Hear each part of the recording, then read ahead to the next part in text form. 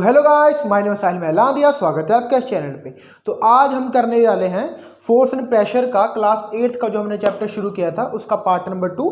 Part 1 में मैंने आपको फोर्स की इंट्रोडक्शन दी थी और वो उसकी एप्लीकेशन क्या होती है मैंने आपको 2 करवा दी थी। आज हम उस थर्ड के बारे में बात करेंगे, इस एप्लीकेशन के बारे में, एंड फोर्स के टॉपिक को एंड करेंगे और इसके जो अगला वीडियो आएगा उसमें हम टाइप्स ऑफ फोर्स कर देंगे, ठीक है, और फोर्स पूरी तरह खत्म हो जाएगा। तो ये हमारा सेकंड वीडियो है इस चैप्टर का, ये क्लास 8th का video force and pressure chapter 11th है। तो चलिए शुरू करते हैं हम। Force can change the state of motion, ये हमारे पास थर्ड एप्लीकेशन है कि जो हमारे पास फोर्स होती है ना वो स्टेट ऑफ मोशन को चेंज कर सकती है। फर्स्ट ऑफ ऑल हम अंडरस्टैंड करते हैं कि ये स्टेट ऑफ मोशन होता क्या है। तो स्टेट ऑफ मोशन ना डिस्क्राइब होता है दो चीज़ों से, एक होती है स्पीड, दूसरी होती है डायरेक्शन। अगर मान लो आप यहाँ से अपने घर से स्कूल की तरफ जा रहे हो, आपके पास साइकिल है, आप साइकिल में सवार होकर जा रहे हो तो आपकी साइकिल की कोई ना कोई पर्टिकुलर स्पीड होगी, हाँ होगी, कोई ना कोई रफ्तार होगी, उसकी कोई ना कोई डायरेक्शन भी होगी ना, ऑब्वियसली बात है ना, होगी। जब आप किसी डायरेक्शन में मूव करते हो तभी तो आप स्कूल पहुंच पाओगे। ऐसा तो नहीं घर से निकले जहां मर्जी साइकिल को चलाने लग गए अल्टीमेट स्कूल पहुंच गए, नहीं होगा ना। ऐसे आपको स्कूल जाने के लिए एक पर्टिकुलर डायरेक्शन को चूज करना पड़ेगा। इसके लिए जो इसका मतलब ये है कि अगर आपकी साइकिल पे आप जा रहे हो तो साइकिल की स्पीड भी है और उसका पर्टिकुलर डायरेक्शन भी है, तो उसको हम उसका कहते हैं स्टेट ऑफ मोशन। उस समय आप साइकिल के ऊपर बैठे हो, साइकिल चल रही है, साइकिल की स्पीड है, साइकिल की डायरेक्शन है, इसका मतलब आपकी साइकिल की और आपकी कोई ना कोई स्टेट ऑफ मोशन है। आप स्पीड भी है आपकी और डायरेक्शन भी है। तो स्टेट ऑफ मोशन हमारे पास क्या होता है, the state of motion of an object is described bye its speed and the direction of the motion. भाई जो हमारा मोशन है उसकी स्पीड और डायरेक्शन से ही हम अपने स्टेट ऑफ मोशन को डिस्क्राइब कर सकते हैं। अब स्टेट ऑफ मोशन को ऐसे समझो ना कि स्थिति है। स्टेट का मतलब क्या होता है कि स्थिति, पोजीशन, आपके मोशन की इस समय पोजीशन क्या है। मान लो आपको एग्जांपल देता हूं मैं, आप मान लो अपने कहीं पर घूमने जा रहे हो, किसी हिल स्टेशन पे जा रहे हो, मैंने आपको फ़ोन करा कि हाँ भाई बताओ तू कहाँ पर पहुँचा है और कैसे कैसे तेरी स्टेट ऑफ मोशन क्या है। तो आप क्या बताएंगे कि यार मैं ना इस समय मेरी जो कार है वो 100 किलोमीटर पर आवर की स्पीड से चल रही है, वो स्पीड होगी। और ये पर्टिकुलर मान लो कि नॉर्थ की तरफ जा रही है, हाँ हमारी कार की स्पीड 100 किलोमीटर पर आवर है और वो नॉर्थ की तरफ जा रही है, तो that moment that is your state of motion. Clear, आपको समझ आया? ठीक है। तो if any one from the speed and direction changes this means state of motion is also changes. तो भाई स्टेट ऑफ मोशन को हम चेंज करने की बात तो कर रहे हैं, स्टेट ऑफ मोशन समझ लिया क्या होता है और वो चेंज कैसे कर सकते हैं। उसको चेंज करने के तरीके दो हैं, एक तो स्पीड को चेंज कर दो और डायरेक्शन को। भाई डिपेंड ही दो चीज़ों पे कर रही है तो दोनों में से किसी एक को चेंज कर दो, हमारे पास जो स्टेट ऑफ मोशन है वो भी चेंज हो जाएगा, चाहे दोनों को कर दो। क्लियर बात आपको इतनी? आपको इसकी एग्जांपल देता हूं मैं चेंज करने की।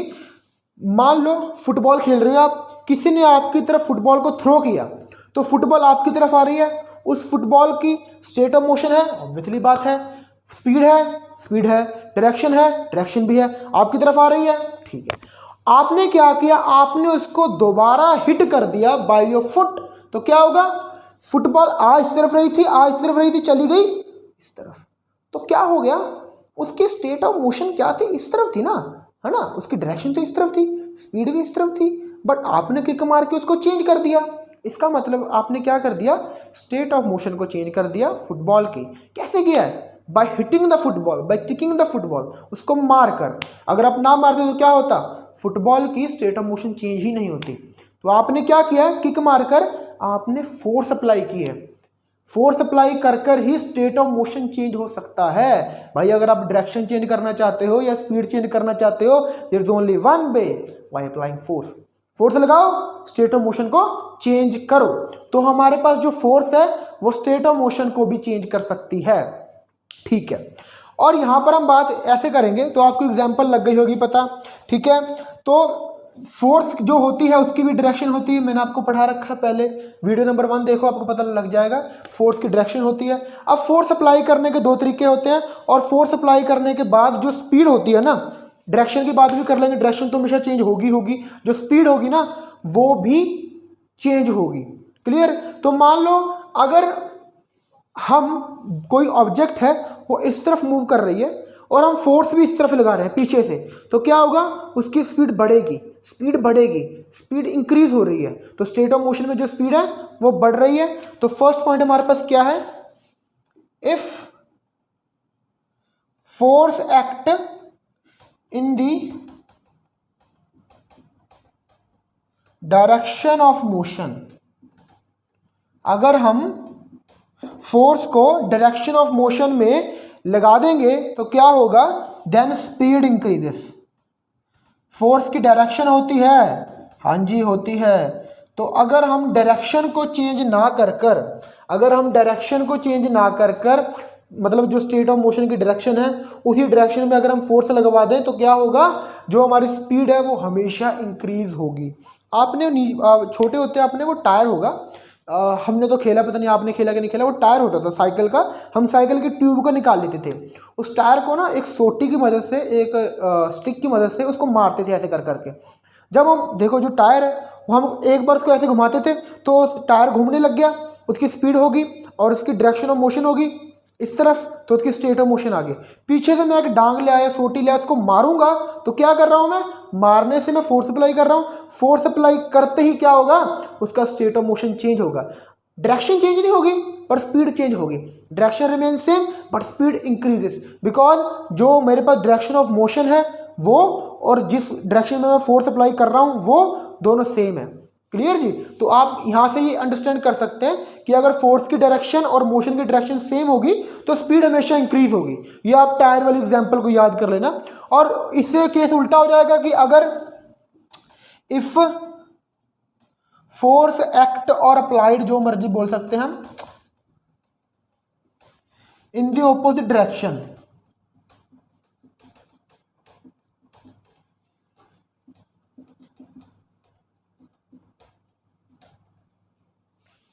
in the opposite direction of motion,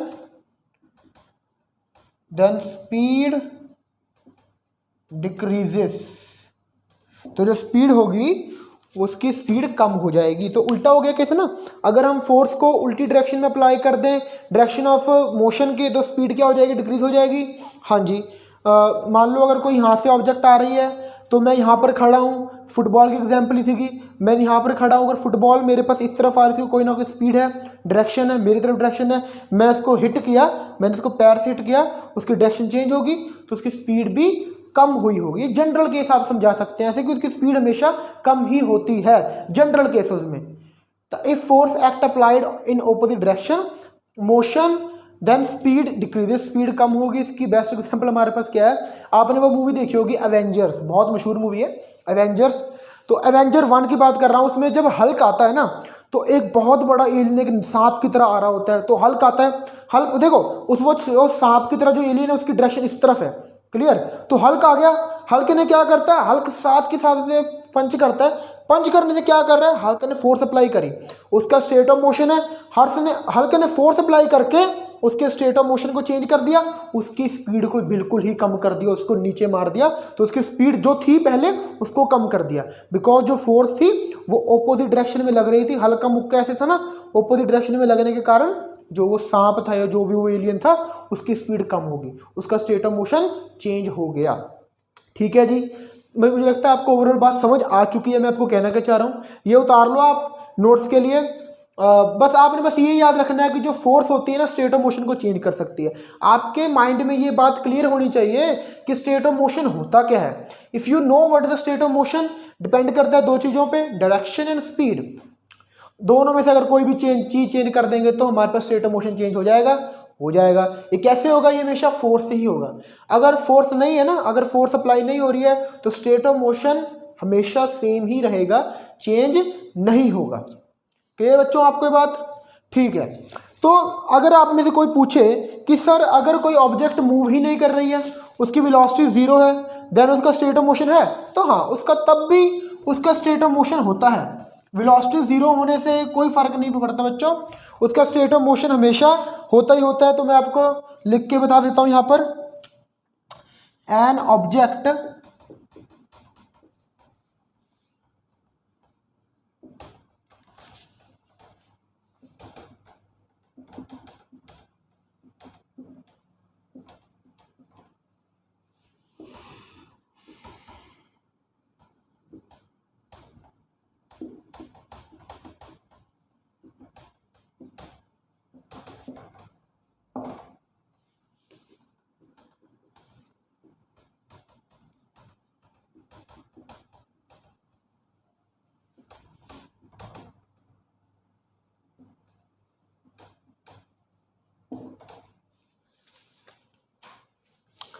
तो देखो बच्चों, an object may be at rest और in motion both its state of motion, both जो दोनों ही उसकी स्टेट ऑफ मोशन है, चाहे हमारे पास कोई ऑब्जेक्ट मूव कर रही हो चाहे वो रेस्ट में पड़ी हो, हम दोनों को उसका state of motion he consider करेंगे।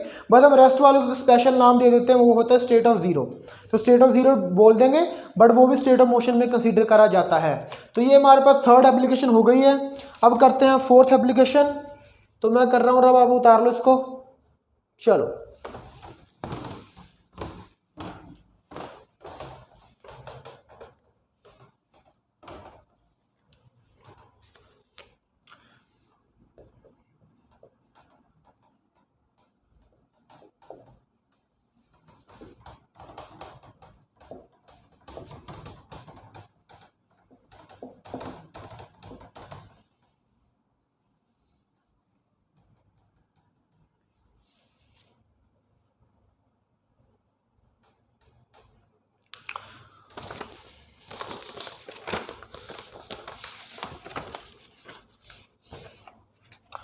तो बच्चों बात आप याद रखो, फोर्थ पॉइंट आ गया हमारा, that is force can change the shape of object.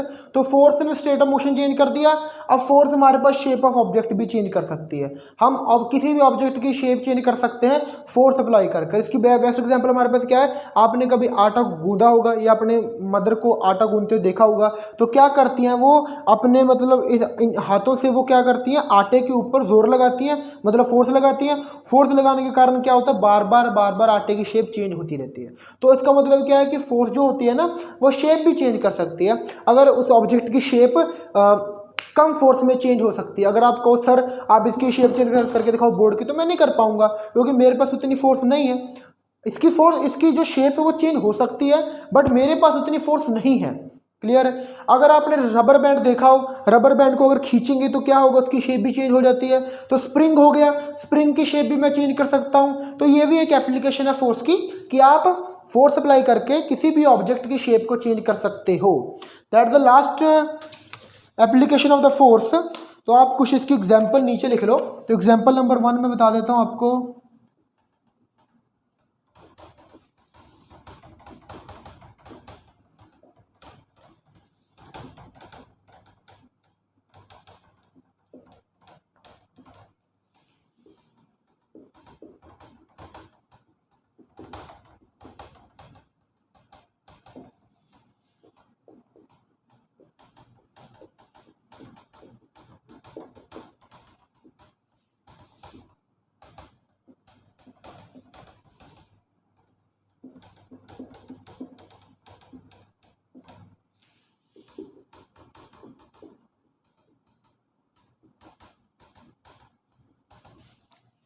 तो बच्चों ये दो एग्जांपल्स हैं जो मैंने आपको बताया, वही है कि when we press the ball of dough the shape of the dough is change. Dough मतलब आटे की डो जो हमारे पास होते हैं, आटे को हम चेंज कर सकते हैं। Second one is when we applied the force on rubber ball और band shape is changes. Ball को अगर ऐसे प्रेस करेंगे तो उसकी शेप चेंज हो जाती है।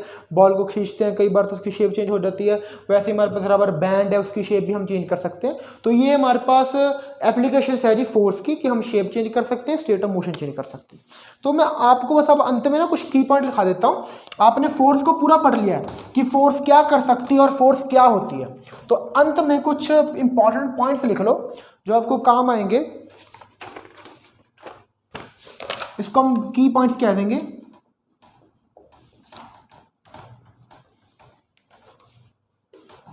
तो फोर्स की बात कर रहे हैं हम, तो force can make object to move from rest, first की point. Second one, force can change the speed of motion. Third one, force can change the direction of motion.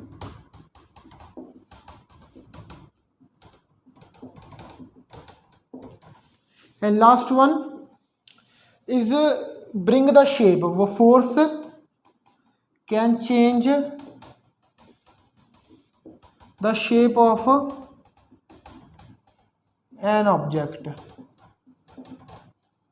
तो दे आर द 4 की points. पहला तो आपको समझ आ गया होगा, अगर कोई बॉडी रेस्ट में है, मान लो कि बॉल है वो रेस्ट में पड़ी है, तो उसको मोशन में लाने के लिए हम क्या करेंगे, हम फोर्स ही लगाएंगे, लात मारेंगे, उठा के फेंकेंगे, तो फोर्स लगा रहे हैं हम, हर केस में फोर्स लगाएंगे, तभी ये बॉडी रेस्ट से मोशन में आएगी। तो मोशन में किसी ऑब्जेक्ट को लाने के लिए फोर्स बहुत जरूरी है, फोर्स इज वेरी इंपॉर्टेंट। तो सेकंड पॉइंट देखो, force can change the speed of motion, sorry state of motion को speed of motion, speed of motion, हाँ। तो स्पीड ऑफ मोशन को या स्पीड ऑफ ऑब्जेक्ट को हम चेंज कर सकते हैं फोर्स के द्वारा, जिसकी हमने बात स्टेट ऑफ मोशन में ऑलरेडी कर ली है। डायरेक्शन को भी चेंज कर सकते हैं, पता लग गया आपको ये भी। Force can change the shape of object, इसके बारे में पता लग गया। तो ये 4 चीज़ें जो आपने याद रखना है फोर्स को पढ़ते वक्त। It can change the state of motion, जो स्पीड और डायरेक्शन को इंक्लूड कर लेता है। ये चेंज कर देता है शेप ऑफ ऑब्जेक्ट, और ये हमारी ऑब्जेक्ट को रेस्ट से मोशन में ले आता है, या मोशन वाली ऑब्जेक्ट को रेस्ट में भी लाने के लिए ये काम करते। जैसे हल्क ने करा था, ऑब्जेक्ट आ रही थी, या मान लो कि एलियन आ रहा था, तो उसको रोकने के लिए हल्क ने क्या करा था, मुक्का मारा था, मुक्का मार के फोर्स लगाई थी, तो वो रेस्ट में आ गया था। ठीक है, तो that is for today guys. मुझे लगता है आपको समझ आ गया होगा ये सारा, ये उतार लो आप पहले, ठीक है, उतार लिया। तो ये हमारा सेकंड पार्ट था। अब इसका थर्ड पार्ट भी आएगा, जिसमें हम टाइप्स ऑफ मोशन के टाइप्स ऑफ फोर्सेस के बारे में बात करेंगे कि फोर्स कितने तरह की होती हैं। वो वीडियो भी बहुत इंटरेस्टिंग होगा, आप देखें ज़रूर। और अगर आपको वीडियो अच्छा लगा तो चैनल को सब्सक्राइब करें, लाइक करें जी चैनल को, और कमेंट करके बताएं आपको कौन सा पार्ट अच्छा लगा और आपको मेरी पढ़ाने का तरीका कैसा लग रहा है। शेयर करें अपने दोस्तों के साथ, और मिलते हैं आपसे अगली वीडियो में। Thank you, have a nice day.